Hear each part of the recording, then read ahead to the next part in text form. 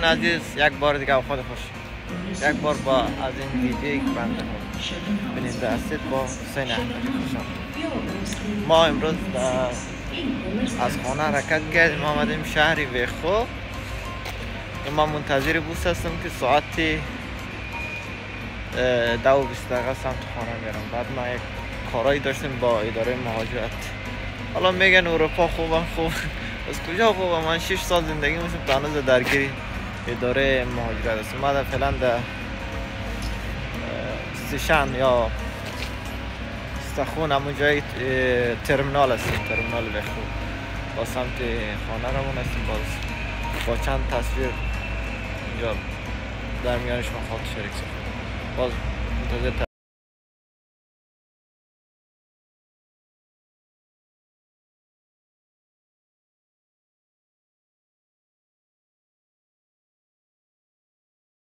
منتظر هستم برد.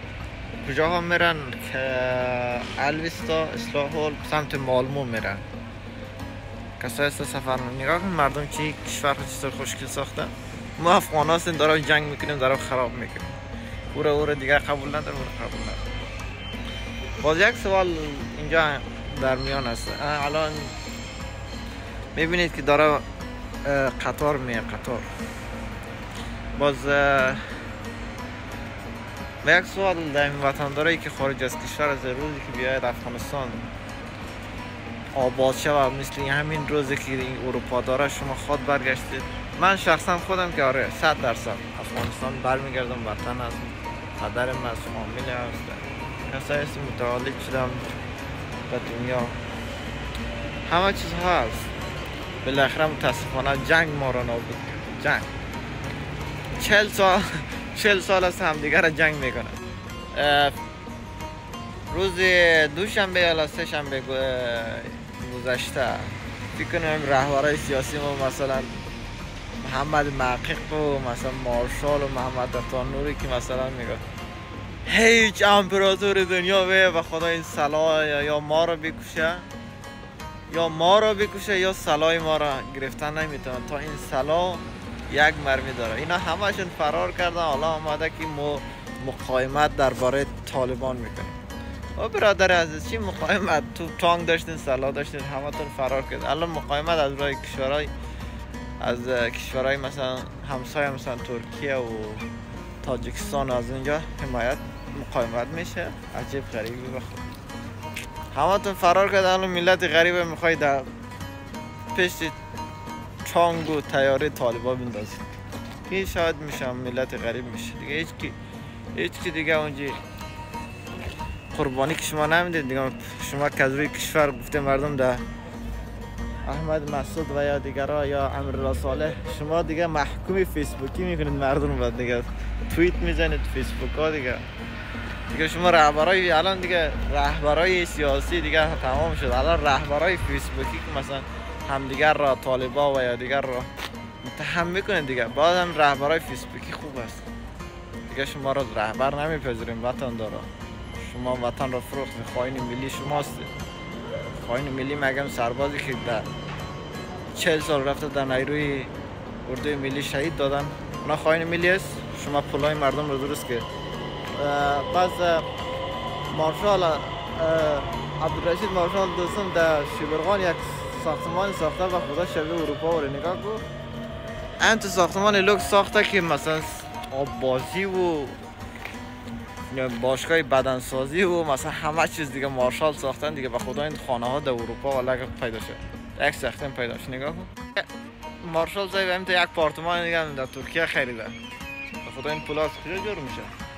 یک آپارتمان دیگه شبرغان ساخته بود که طالبا رفته دیگه الان دفتر ساخته.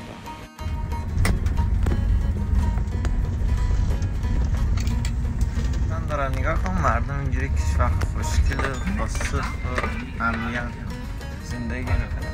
خود ما افغان هستیم میزنیم خراب میکنیم، همدیگه را قبول نداریم. یک روزش طالبش میاد. طالبا که 40 سال میگه، ما 20 سال میشه که ما مبارزه کردیم میگن در نوبت از ما است که ما حکومت داری کنیم. بعدش میگه شما الان فعلا در کوه زندگی کنید، در کوه مقاومت کنید تا 20 سال شما حکومت کنید، 20 سال شما در کوه باشید، بعدش شما بیاید انتخاب بیار، پس ما در کوه میریم. افغانستان نوبتی شده دیگه نوبتی هست جنگایشون همشون. دیگه مشکلات زیاد است.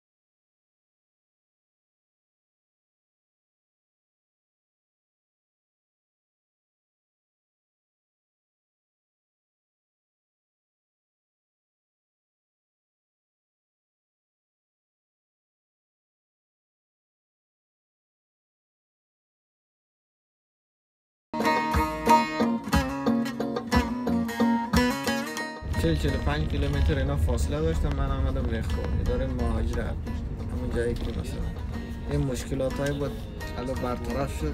باز میرم خانه.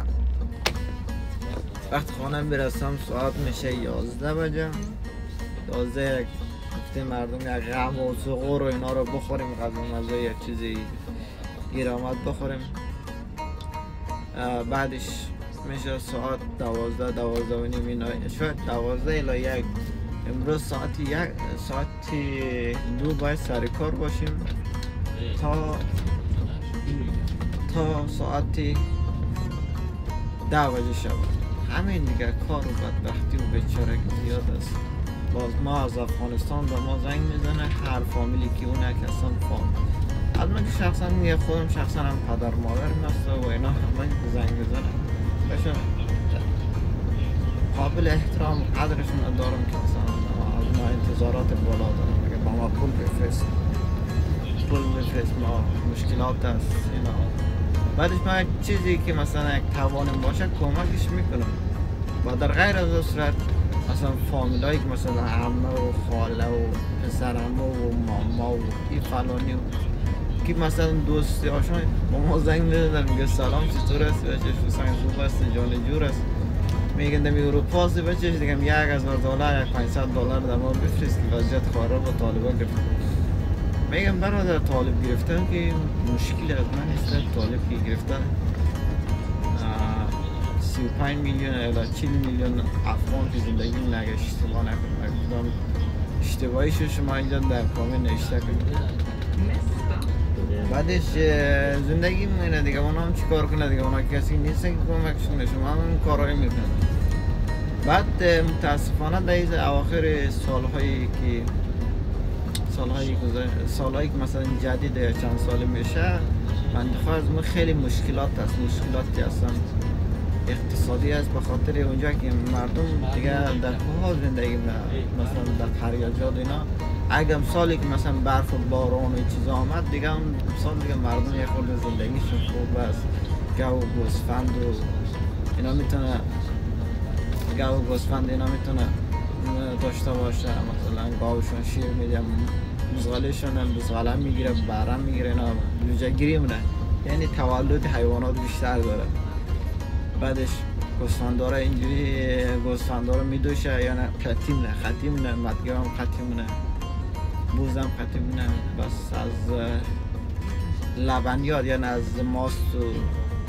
ماست و شیر و قیماق و روغن اینا همه چی داره که مثلا لازم نیست از بازار از روغنای نباتی مثلا تو بازار هست از اونها خرید کنیم. در اون صورت بعد علف مالف زیاد است و در اون صورت هم آب هم زیاد است. به خاطر آب باشد زمین ها را کشت منه. جواری و گندم و جو و شخل و مثلا شفتل و اینا چیزا همه چیز خوب است. مثلا بیلدرقو داره، بیلدرقو چمنا همه چیز سبز میشه. اگر سالی برف و باران که نبود دیگه بدبختی و بیچارگی زیاد است دیگه. همه چیز همین سال گذشته پدرم زنگ زد با من صحبت کرد، گفتم مثلا پسر هستن، پسر جان هستن، بچه هم هستن، گفت اصلا او نیسته که مردم بخوره چی باشه که زمین ها رو کشید. اصلا زمین ها دیگه خشک است، خیلی مشکلات است. از لحاظ خشکاوی بگوییم، از لحاظ اقتصاد بگوییم. الان دیگه نظام بانکی افغانستان هم سقوط کردن، از اون کار و تجارت و زندگی نداره، نه کار است نه تجارت است. اصلا افغانستان هم که خوشبختانه بگیم یا بدبختانه بگیم چی بگیم، یک برق درستابی هم نداره که برق داشته باشه، که شرکت های صنعتی داشته باشه که صنعت از طریق صنعت سرمایه کشور افزایش یا با اقتصاد مردم خوب شد. نه صنعت است نه برق است. بعد یک چی بگیم بدبختانه بیچاره که 20 سالی اروپا و آمریکا یا کشورهای جامعه جهانی کمک کرد با رهبرای فراری ما در جیبایشان رفتن، در جیبایشان کمک کردن به خاطر به ملت یک چیزی نساختن، نه برق ساختن، برقی نساختن، مثلا معدن استخراج نتونستن و چیزایی که میشود نکردن. به خاطر پولا را در جب کرده و آمده در شبرغان خان ساخت. بس محمد مقدوش آمده در انقره ترکیه خانه ساخته. اگر اشتباه نکنم شاید یک رئیس جمهور در افغانستان یا هم مشاور بودن چی بودن محقق یک هم چیزایی بودن بودن، شاید از بیشتر از 2000 دلار خرج نداشته باشه، شاید حقوق نگیرن. این 2500 دلار مثلا حقوقشون شاید نباید بیشتر، شاید فکر نکنم بیشتر بگیرن.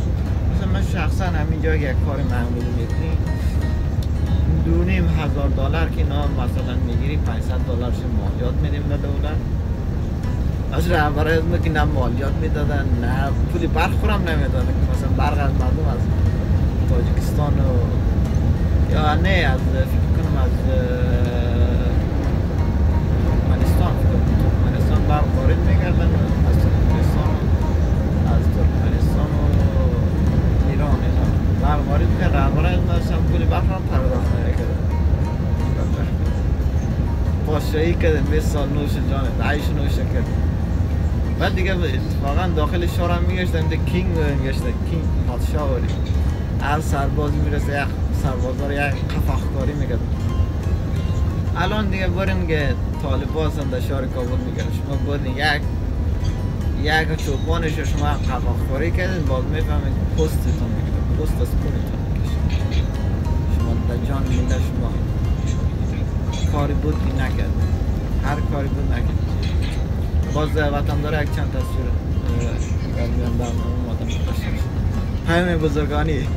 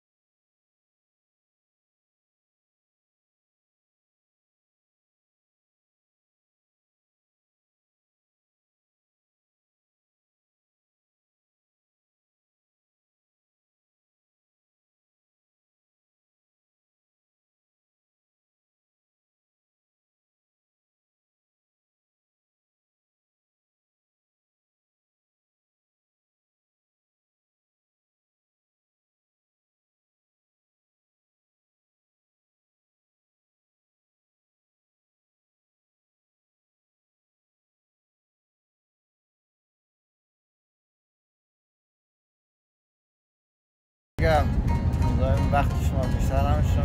برنامه ما با پایان رسیده. فراموش نکنید که یوتیوب من رو سابسکرایب، کامنت، لایک و شیر در هم دیگر اگر دوست داشتین، اگر خوشتون آمد کامنت کنید. هر انتقادات و هر پیشنهادی داشتین ما در خدمتشون.